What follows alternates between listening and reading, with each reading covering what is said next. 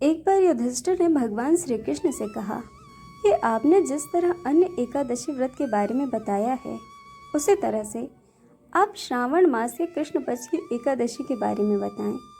इस पर श्री कृष्ण ने कहा कि इस एकादशी की कथा और महत्व के बारे में ब्रह्मा जी ने नारद जी को बताया था। वही कथा मैं आपको बताता हूँ, जो कुछ इस प्रकार से है। ब्रह्मदेव ने नारद जी से कहा कि श्रावण कृष्ण एकादशी को कामिका एकादशी के नाम से जानते हैं। कामिका एकादशी की कथा सुनने मात्र से ही वाजपेयी यज्ञ के समान पुण्य फल प्राप्त होता है। इस व्रत में चक्रधारी भगवान विष्णु की पूजा करते हैं। जो व्यक्ति इस व्रत को करता है, उसे मृत्यु के बाद कोई कुयोनि नहीं प्राप्ति होती है। वह पाप मुक्त होकर विष्णु लोक में स्थान प्राप्त करता है। कथा के अनुसार एक गांव में एक ठाकुर निवास करते थे। उसे जल्द ही क्रोध आ जाता था।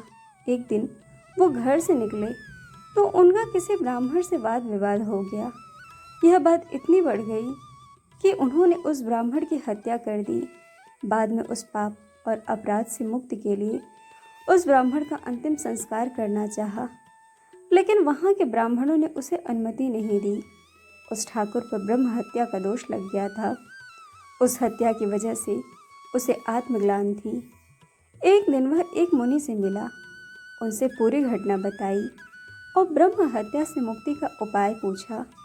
इस पर उस मुनि ने कहा कि तुमको श्रावण कृष्ण एकादशी को कामिका एकादशी व्रत विधि विधान से करना चाहिए। इस व्रत के पूर्ण प्रभाव से तुम ब्रह्म हत्या के दोष से मुक्त हो जाओगे और तुम्हारे पाप भी मिट जाएंगे। जब श्रावण कृष्ण एकादशी तिथि आई तो उस ठाकुर ने मुनि द्वारा बताई गई विधि के अनुसार ही कामिका एकादशी का व्रत रखा और भगवान विष्णु की पूजा की। रात के समय में वह भगवान विष्णु की मूर्ति के पास ही सो गया। उस रात स्वप्न में उसे भगवान विष्णु के दर्शन हुए और उन्होंने उसे ब्रह्म हत्या के दोष से मुक्ति दे दी। कामिका एकादशी के अवसर पर जो भी व्यक्ति विधि विधान से व्रत और पूजा करता है, उसकी सारी मनोकामनाएं पूर्ण होती हैं।